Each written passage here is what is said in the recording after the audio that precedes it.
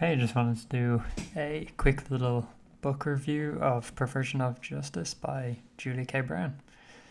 So this book is by Julie K. Brown. She's a journalist who is pursuing the sex trafficking story around Jeffrey Epstein that I'm sure everyone's well aware of at this stage. It's a nicely woven story, often jumping between timelines of victims being recruited, her pursuing leads, and the rise and eventual fall of Epstein. It's an interesting perspective on the whole story just because obviously she played a huge role in the outcome of the events, and she really brought the story back into the spotlight after the 2008 plea deal, which was very favourable towards Epstein. The book is very well researched. There's a lot of connections that I didn't hear about. For example, Steven Pinker, someone that I'd respect quite a bit. Obviously, like all the other alleged friends of Epstein, he downplays his connection, and I don't know, you can decide yourself how innocuous it is, but he reworded and wordsmithed Epstein statements in court. Yeah, it's not really salient, but Lawrence Summers, the Harvard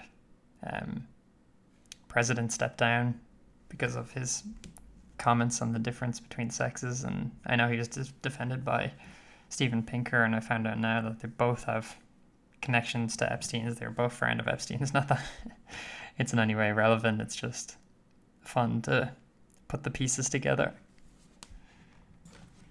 I think there's also a stench of partisanship coming from the author. Obviously, there's the connection between Trump and Epstein and Bill Clinton, of course, as well. But she really brushes over the connection with Clinton and highlights the Trump connection, which is fine, but it just strikes me as odd because I think it's fair to say that the Bill Clinton connection was a lot stronger than the Trump one. And she failed to mention that Virginia Giuffre kind of partly exonerated Trump when she said in a statement that he didn't partake in any of the sex with her or any of the girls that she knew of. And it's not true that he even flirted with her. Donald Trump never flirted with me, she said.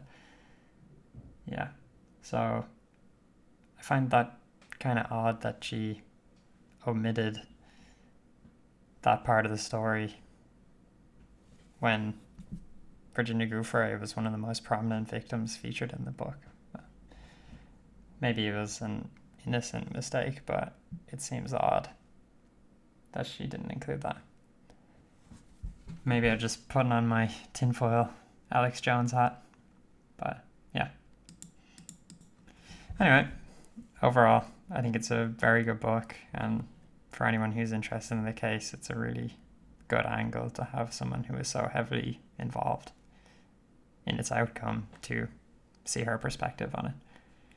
So I'll probably give that about a 4 out of 5. It's worth looking into.